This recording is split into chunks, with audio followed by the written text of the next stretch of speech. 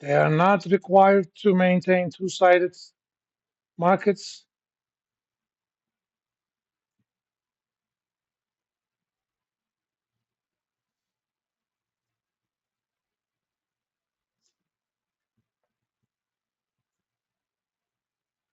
but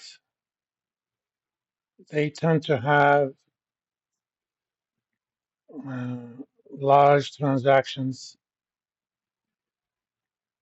and increased liquidity.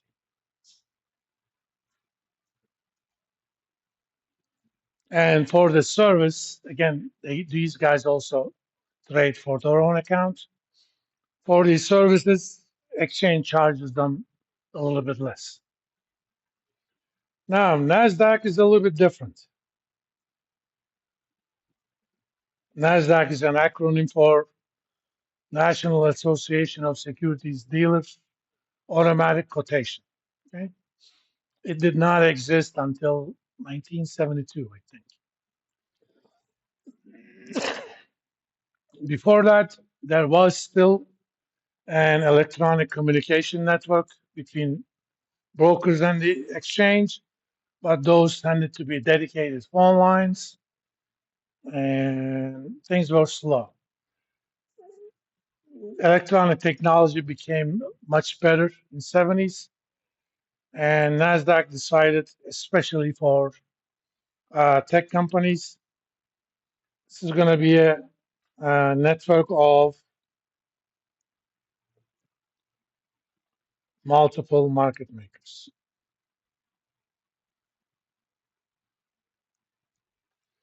For any stock or collection of stocks, anybody that's a member of NASDAQ can be a market maker. They post their bids and offers. So no designated market maker.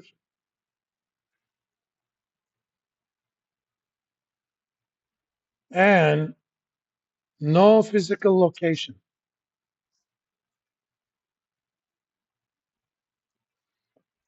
There is a building that says NASDAQ on Times Square in Midtown Manhattan, but that's just for show.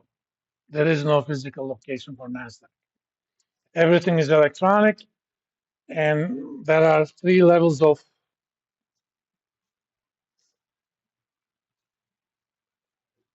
information. If you don't pay anything, you only see level one, which means you only see what's the last available trade, maybe the so-called inside quotes, the highest bid and lowest offer. Sometimes you see depth. It's called the level two quotations.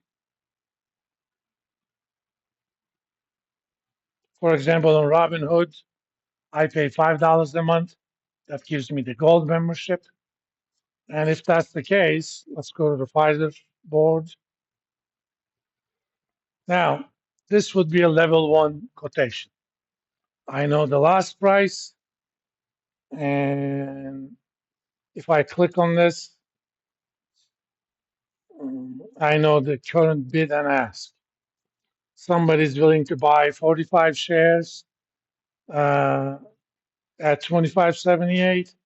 Somebody's willing to sell 20 shares at 25.79. If I have to sell 200 shares with level one quotations, I have no idea at what price I could expect to see it. But if I have level two quotations, apparently I'm Robinhood Legend, and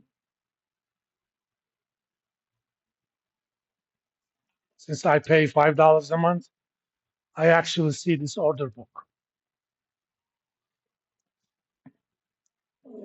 This is the entire bid right now. Somebody's willing to buy up to 1,000 shares at 25.79, or somebody's willing to sell 32.67 at 25.80. Even this is not the full picture. This is what Robinhood shows me. If I'm actually a NASDAQ member, I'll even see the level three. and those are typically not available to public unless you pay a fee. But this kind of gives you a good idea. I mean, if I'm going to sell 1 million shares or thinking about selling 1 million shares, this doesn't help me much. But if I have only 1,000 shares, I know that if I give a market order, it's going to be executed pretty much at that price. So you can kind of see where the order flow is.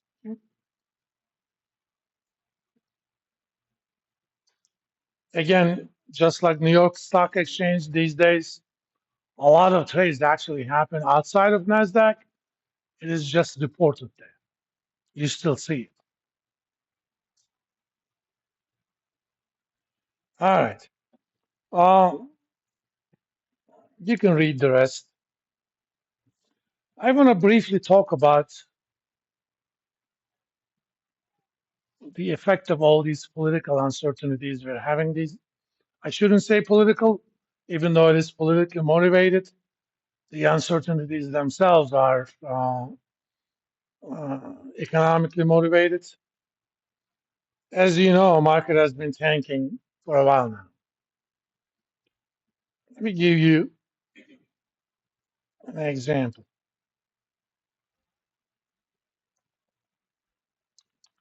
Let's look at what happened to Tesla stock, not just today, but over the last 3 months. Basically, this is since mid-December. Okay.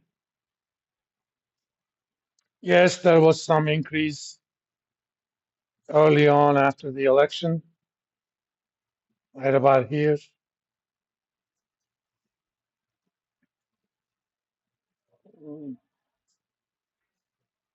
But all that is gone. I mean, whether you like it or not, market thought Elon Musk being an important part of the Trump administration was going to be good for Tesla, so they bought it. I mean, right after the election, it was about $350 a share, or before the election, 213. It's still slightly higher than that, but not anymore. Just look at just year to date, 40%. Why? Because whether you like it or not, politically you can think whatever you want, but we're never entitled to our facts. We're entitled to our opinions. Tariff wars historically have always been very damaging to either party. Why? When you impose a tariff, you're telling Canada, you're going to sell me steel. Before I was paying you $100 a ton, let's say. Now I'm going to basically impose a tax and I'm going to charge you $50 on that. Okay.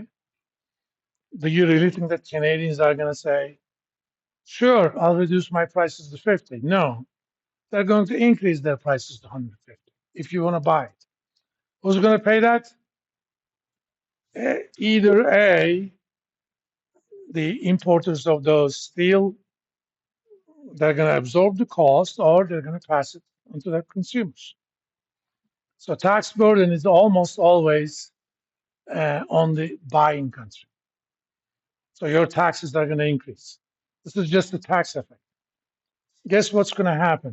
I mean, I wasn't going to do it this year, but my younger son is going to graduate from college next year, which means my cash flow is going to be rather nice. I was actually thinking about buying an EV car. It wasn't going to be a Tesla because I don't think they're worth that much. But that has nothing to do with my opinion of Elon Musk. They are good cars. I just don't want to pay $100,000 on a Tesla. I was thinking about an EV version of Subaru. I love Subarus. I own a Subaru right now myself. Suppose my son was graduating this year. If he was, I probably would have bought my EV at the end of the semester. Do you really think that I'm going to do that now?